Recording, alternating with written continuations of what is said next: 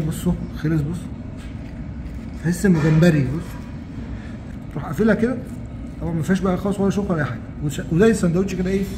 بص سندوتش مكرونه. صباح الفل عليكم مطعم شويه سمك. بصوا بقى يا جماعه الطريقه دي ايه في القلي، اسمها ايه؟ طريقه انا بسميها المقلي مخلي. دي لما يبقى عندك كده مزاج قوي ايه في البيت وقاعد فاضي، اعمل الطريقه دي. هتجيب السمكه كده وبنفس طريقه السنجاري من فوق الظهر. دي حاجه يعني ايه، دلع رفاهيه زياده. هتمشي كده بس بقى ايه، مش هتعمل زي السنجاري وتكسر الراس، لا هتروح جاي شايل الراس خالص. طبعا دي سمكه مكرونه مش محتاجين ايه نقول. هنفضي بقى بطنها. شيلنا البطن، هتيجي عند السلسله بتاعت الظهر كده،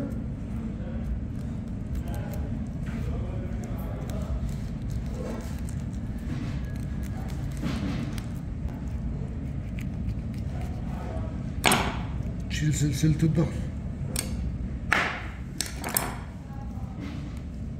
شايفين كده اهي سمكه مقفوله خالص اهي. هننضف بقى ده كده ونقصقص بس ايه الزيادات دي، واوريكم بقى شكلها بعد ما تتقلي هتبقى عامله ازاي. ادي اول واحده. وفي بقى طريقه ثانيه يا جماعه، بدل بقى ما تيجي عند الظهر هتفتح من عند البطن كده. برضه هنشيل طبعا الحاجات اللي في البطن دي، وهنشيل الراس اهو كده. هنروح جاي مكملين عليها،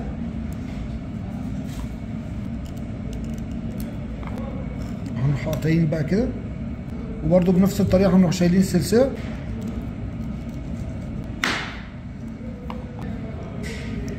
هنشيل الشوك اللي في النص. يبقى عندك كده ايه اهي السمكه كامله،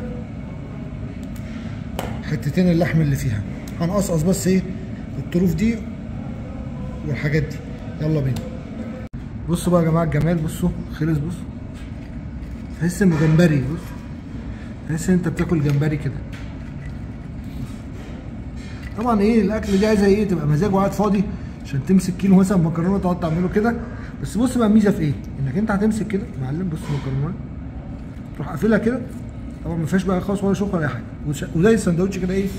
بص سندوتش مكرونه مفيش بقى ولا شوك ولا اي حاجه. بص مش هكملها بقى عشان بعمل دايت. سلام.